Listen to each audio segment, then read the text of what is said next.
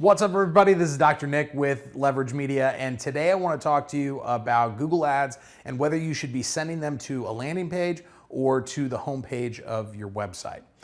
So there's been a debate, probably as long as Google Ads have existed, on whether you should be sending that traffic to your website and letting it do the work, putting it into your normal marketing funnel, or if you should be sending people to a specific landing page for those Google Ads, which makes it easier to track and easier to calculate the ROI.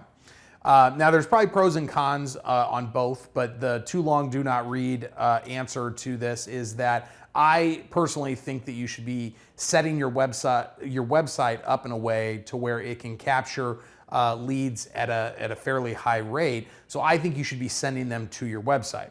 Now, if you have a terrible website, then there may be an argument to be made for sending them to a professional looking sales landing page. But here's why I don't love sending people to a sales landing page. Usually the reason why people are going that route is because the marketing agency wants to track as many of those clicks into leads, into new patients as possible, so they can report back to you how successful their marketing campaign was. The problem with that is that people, when they are clicking, especially if somebody types in chiropractor, city, state, or chiropractor near me, the thing that they're looking for is at that point, they're probably in the comparison shopping mode. So they're wanting to look at different offices and try to get a sense of the vibe and the doctors and what they specialize in.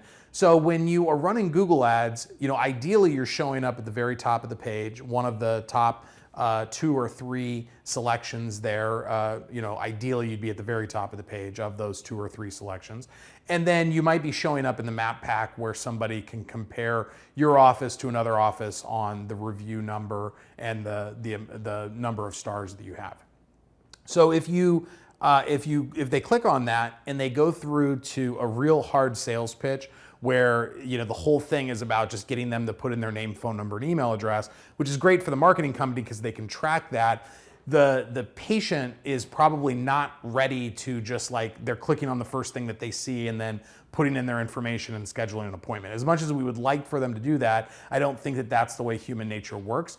Now, if you send them to a website that they love, that's got a great aesthetic to it, it's got a vibe that they like, it looks like the office is matches up with what they're looking for, then they could just stop there and they could just make that appointment through the website.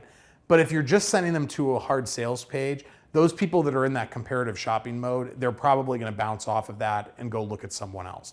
So in my opinion, I think that most people are, a lot of times they're unaware that they're clicking on ads. So when they do click on the ads, they are expecting a normal website experience versus, used to be $395 slashed through that. Now it's $19 for this exam. That's not, I don't think, the first impression that you're hoping to make on those people that have really high intent. If somebody is typed in, chiropractor near me, they are ready to go into a chiropractor's office, but I think they're still in that comparison shopping mode where they're looking to decide which office is going to be best for them. So when you're thinking about it, think of the pros and cons. Obviously, the pros of the landing page. And when I say everything's whatever page they go to is the landing page. But when I say landing page, I usually mean like a ClickFunnels one-page sales page where you're just trying to push the traffic into setting up an appointment as all costs necessary.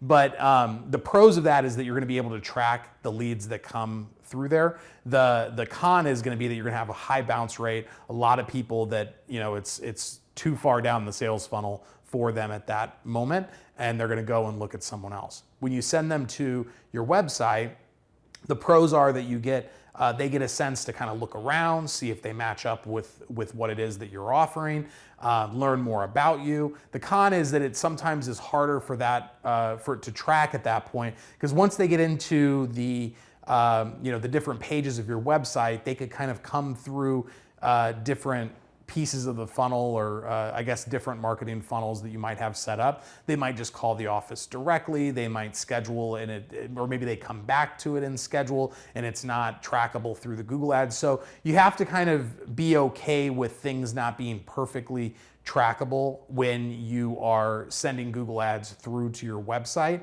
But that's okay because you're going to get a higher conversion rate. And as long as you're tracking the overall number of leads that you're getting that say they found you on Google, you can kind of assume that if you're doing SEO work and Google ad and you've got a significant budget, you can assume that kind of all of those things are working together to get you more leads and get you more conversions. So hopefully that helps. I know that sometimes people want things to be a certain way.